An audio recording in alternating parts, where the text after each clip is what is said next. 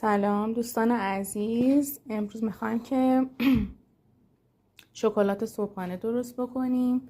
برای این کار احتیاج داریم به شیر، شکلات تخته‌ای، بسکویت پتی برو خرد شده، خامه و کره.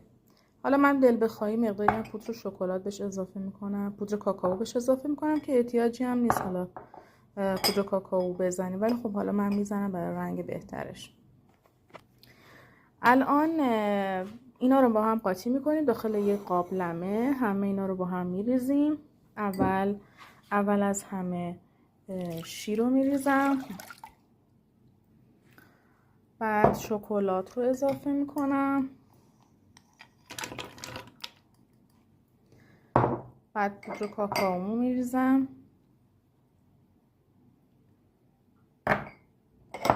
کره اضافه میکنم. جفت کره ها باید خالی بشه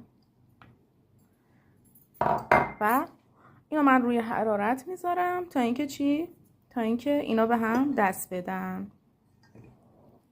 در ابتدای کار این کار رو انجام میدیم.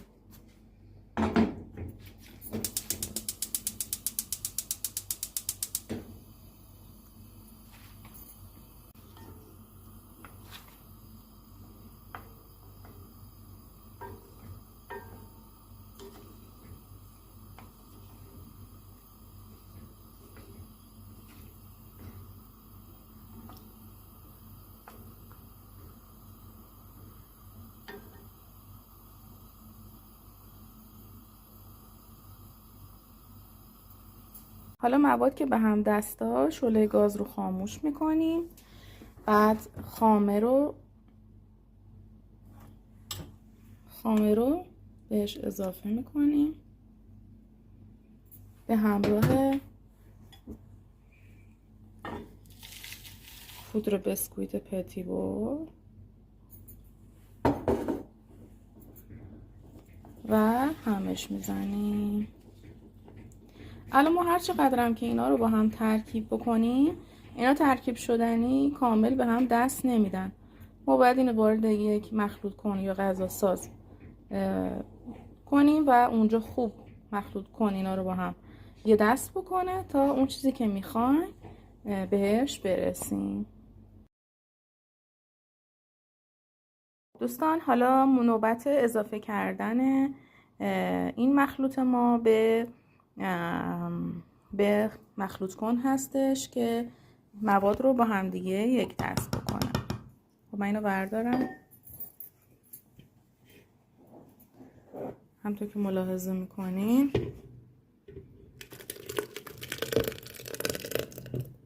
مواد رو وارد غذا ساز میکنیم.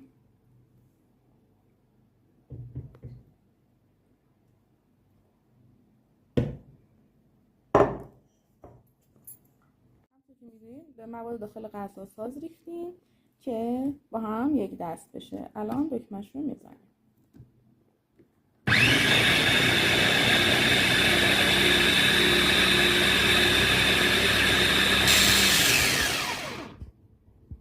خب این هم شکلات خوشمزه ما. همونطور که مشاهده میکنین شکلات غلیظ ما خیلی خوشمزه، خیلی طعم خامه و کره به خوبی داخلش احساس میشه.